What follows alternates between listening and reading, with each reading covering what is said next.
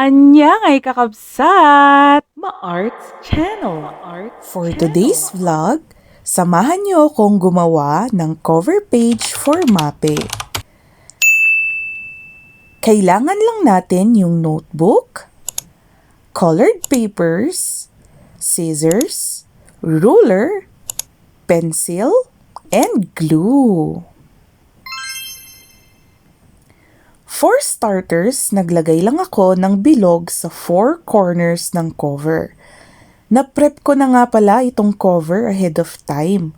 Naglapat lang ako ng bond paper gamit ang liquid glue para mas madaling sulatan at dikitan ang surface. After kong maglagay ng bilog, ayan at naglagay na nga rin ako ng tig-apat na horizontal lines sa bawat side ng cover.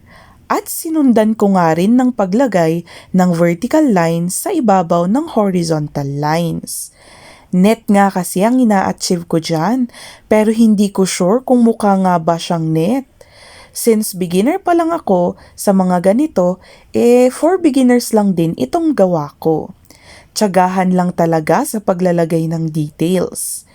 Anyway, nag-iwan nga pala ako ng maliliit na spaces in between the lines dahil lalagyan ko yan ng MAPE-related icons mamaya. Time for details. Yung apat na bilog ay gagawin ko nga palang basketball at baseball. Medyo similar sila ng itsura, ang kaibahan lang ay broken red lines ang nilagay ko sa center ng baseball. Pero na-realize ko, mali pala. Dapat yung curve pala mismo, yung red. Ay, ano ba yan? Pero tuloy pa rin natin. For music, naglagay lang ako ng G clef and notes. For arts naman ay naglagay ako ng paintbrush and can of paint. For PE, naglagay lang ako ng racket. And for health, naglagay ako ng cross at saka syringe. Wala akong maisip na icon for health, ano ba? Actually marami. Kaso, iniisip ko kasi yung kaya ko lang i-drawing dahil weakness ko nga talaga ang pag-guhit. Heist! Sunod naman na gagawin ko ay itong mismong letterings for MAPE. Hindi pa nga ako nag-enroll sa YouTube University for Calligraphy. Kaya ayan, ruler muna ang peg. At para may konting arts, kunwaring lalagyan ko ng details yung bawat letter. Hindi man ako sure kung anong kalalabasan nito, ang importante, push lang ng push. After magawa lahat ng letters, saka na lang natin i-improve. Anyways, ang dami ko na namang palusot. Mabalik na nga lang tayo dito sa aking ginagawa. Kung mapapansin nga ninyo, panay basic yung mga nilalagay kong details dyan. At struggle is real nga talaga. Dahil hindi pa masyadong tuyo yung glue sa likod ng paper. Kaya pag sinusulatan ko, nalulukot. Ay, pero sige, kahit gusto ko nang i-crumple tong ginagawa ko, ituloy lang natin baka magawan ng paraan sa finishing. Para hindi naman anemic ang ating gawa, tara't lagyan natin ng kulay.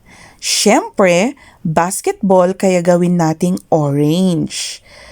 At saka sa can of paint naman, nilagyan ko lang ng blue at hindi pa nga nakontento. Sige, ayan at kinulayan pa ang G clef. Time for labels! Nagcut lang ako dyan ng mga colored papers na ka-match ng flap sa gilid. Dahil nga hindi ko sinulatan yung mga flap kung anong components ng MAPE sila, ay dito ko sa cover ilalagay yan. Anyway, maglalagay lang tayo ng glue at saka idikit sila isa-isa dyan sa cover. Nawala nga sa isip ko na may labels pala akong ilalagay. Sa totoo lang, hindi ako nakapag-iwan ng tamang space para sa mga labels na ito. Pero sige, ipilit pa rin natin kasjay. O siya na, sulatan na natin ang mga ito. Basic cursive na nga lang ang ginamit ko para maiba naman. At in fairness ha, nakisama yung pen at umayos-ayos ang sulat ko. Konting magic na lang. Oh, kasjay. Siya di mga ka-arts, please subscribe!